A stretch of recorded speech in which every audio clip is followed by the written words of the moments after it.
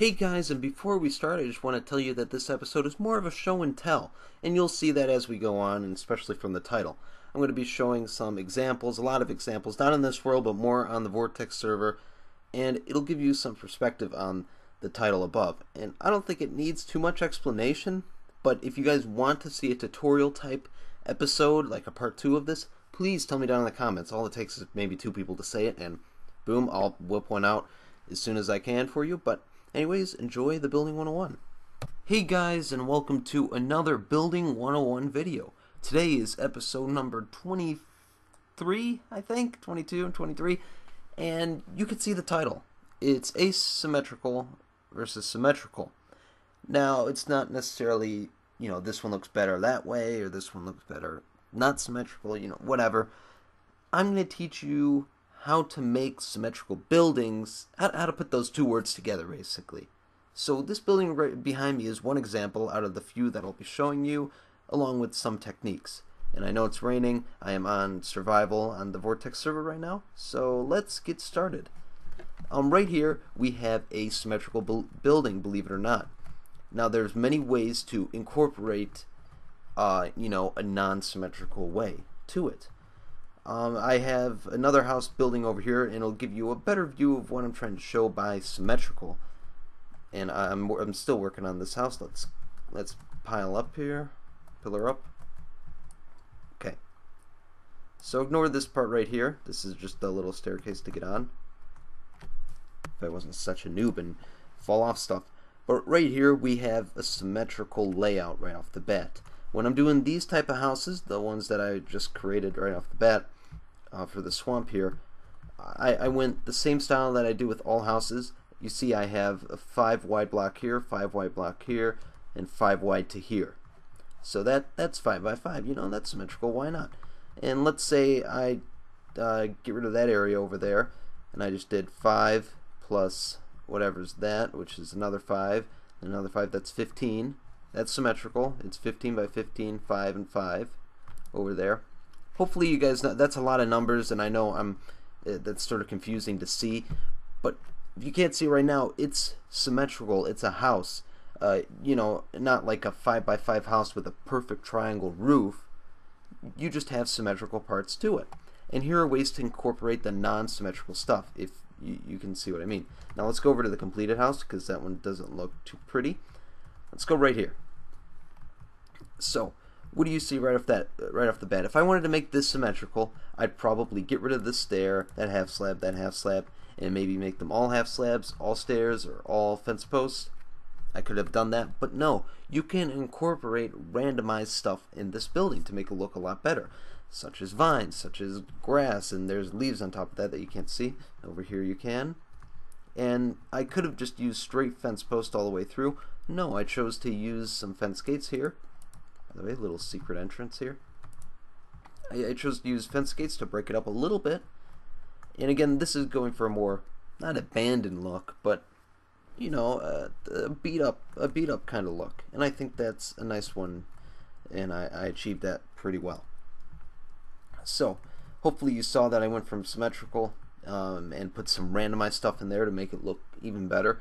Because sometimes just perfect odd numbers and perfect even number houses and buildings, they don't look too well together all the time. Some of the times they do. And here's the last thing from this house before we go into other ones. The roof used to be just straight, take this block as the full block, full block, full block, full block, and then full block all the way, full block all the way. But what I did is I took them out, I put a stair in one of them, I put a half slab, I put a stair, half slab, full blocks every once in a while, and I kept the half slab trim, which was there originally, didn't mess with that, and it gave it a very, very good look. Really cool look, I think. Oh my god, I'm awful with this. So, yeah, tell me what you think about that. But I think that's good. When it comes to Minecraft, vanilla Minecraft without mods, this is the closest you're going to get with microblocks, because it really does have that look. We can even go up another level. Let's see here. Oh, if I wasn't bad. What? There we go. Wait. Okay, there we go. So right over here, you even got more looks over here. It looks like micro blocks kind of stuff. So if you want little tips with roofs and you want to use these flat kind of roofs, use that. That looks cool. But overall for this house, it's symmetrical, but I added a lot of randomized stuff to it to make it not super symmetrical. Now let's go into the desert house. One more thing before we go over to the desert area. These pathways, I created them. You guys can create whatever pathways you want, and this goes for all pathways. Whether I have a house here that's perfectly aligned with the house across the road, you can still have these randomized roads in here to break up the just factory look of houses that you might have built. And same goes for bridges when you're crossing stuff. Of course, this is a swamp bridge and it's themed, but if you have some kind of area where it's going to look like these bridges over here, go for it. Put it here. It can be in an angle and a little curve like this one. You could put some randomized roads in a weird shape, but you can still have the houses across from each other in a straight line if you really wanted to, but you'll still have that randomized look. Now on to the desert. Here I'm in my nether tunnel, and this nether tunnel right here, this ice path, is all symmetrical. Everything's complete, no randomness here.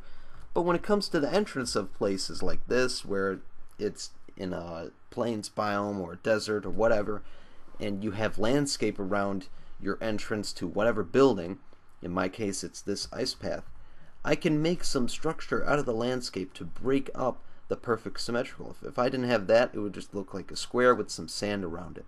But this makes it look 10 times better, and it's just a great trick. So whenever you have landscapes next to buildings or just straight square stuff, put some landscape around that. Put some hills building on top of it, or more greenery. It'll break it up a whole lot, and trust me, it'll save your life when it comes to symmetrical buildings.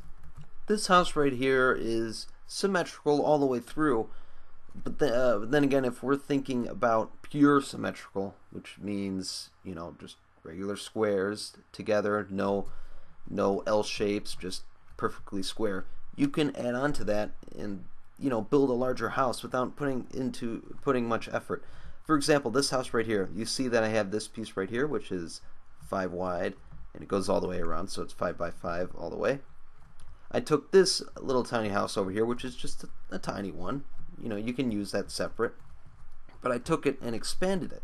So I put it right here, and let's go up higher once again. I took it. I could have walked up the stairs. Here's the 5 by 5. Hopefully you see that right there, 5 by 5. And I added on another piece connecting to it, so now I have a 10 by 5. And I also did the same over here. I just had a 1 gap to it. Everything's still symmetrical. There's no randomized stuff to it, but you make a tiny house. Let's say you don't know how to make a larger house out of that one. All you have to do is just duplicate it, and then if you want to add a second story, do that as well, and you'll get some kind of new look out of it. So I think this is a great technique for making larger houses, and that's what I use for this whole area over here. And you see I'm still not done. Got a lot more houses to add, and the possibilities are endless when it comes to stuff like this, because you can just add tons of layers and other kind of stuff on it as well. So that's another way. And one down here, don't step on the cactus.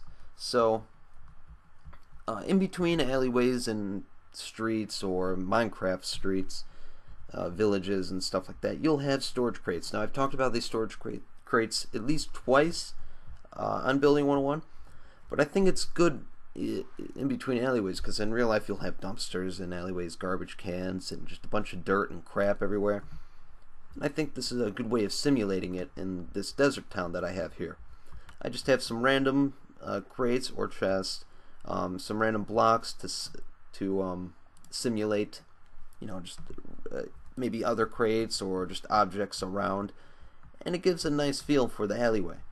So you can walk through, you can go over, you can add a gate if you really wanted to, and it's another way to break up the symmetrical stuff that you have around your whole base.